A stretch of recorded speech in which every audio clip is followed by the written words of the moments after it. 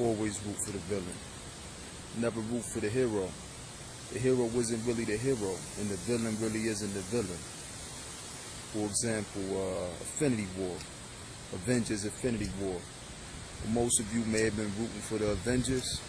I was rooting for Thanos. Age of Ultron. I was rooting for Ultron, not the Avengers. See, Thanos represents evolution and ascension. The Avengers, they represent de-evolution, descension. That's why they fight for Earth, for humanity, to keep you grounded, to keep you trapped in humanity, or what some call the Matrix. See, a lot of people want to talk about living in the Matrix, but they don't want to escape or unplug from the Matrix. So when you have a character like Thanos, who's bringing balance to the universe, which universe means to go within, or to turn within, or to turn to the one, which is the soul, which is inside of you. They turn it and flip it around and have you thinking that he's a bad guy, but really he comes to bring balance, to bring harmony. He says that after he's done, he wants to sit and watch the sunrise on a peaceful universe. Build and destroy. He has to destroy in order to rebuild. You're dealing with the 8, infinity. He's the collector of the infinity stones. Always root for the villain, never for the hero. The hero isn't really the hero, and the villain really isn't the villain. They flip it around, have you thinking that the hero is the hero, when really the hero is the villain, and the villain is really the hero. For example, we'll take Avengers, Infinity War, Thanos. Thanos represents ascension and evolution.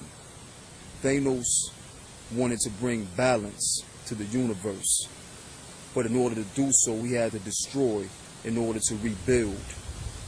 That is the 8, the infinity. He is the collector of the infinity stones. In order to obtain the soul stone, he had to sacrifice something that he loved. That represents a detachment from humanity. The Avengers, they represent descension and de-evolution. That's why they fight for humanity, to keep you grounded, to keep Earth, to keep the illusion alive, to keep you plugged in to the Matrix that you all talk about, but don't want to unplug from. Thanos said that after he's completed his mission, his task, he just wants to sit and watch the sunrise on a peaceful universe. What's wrong with that? See, but those of you who are over-attached to humanity, you'll side with characters like the Avengers. That's why they make superhero films, superhero comics, to reinforce your attachment to humanity.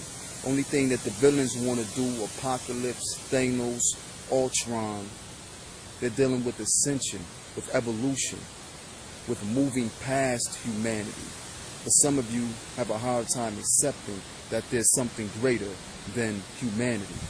All of these emotions, these different things that are attached to humanity, they're all part of the physical ego. You pay attention to the movie Lucy. When she ascended past or started to use 20% or more of her brain, she lost emotions, compassion, things of that nature, desire. These are all things that are associated with humanity. Once you ascend higher or to levels beyond humanity, those things get left behind. That's the meaning of letting go. It's not giving up. It's letting go of dead weight, lightless matter.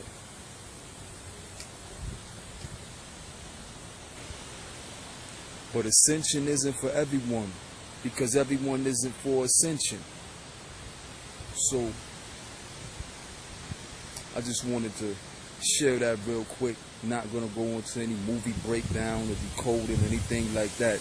I'm just telling you that they use these characters to manipulate your mind, to trick you, to play mind tricks.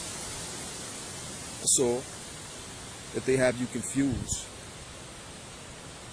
rooting for oppression when you think you're actually rooting for freedom or liberation. You'll think that these characters represent justice. That is what they represent, just ice, something that will keep you frozen, trapped in time. The illusion, third dimension.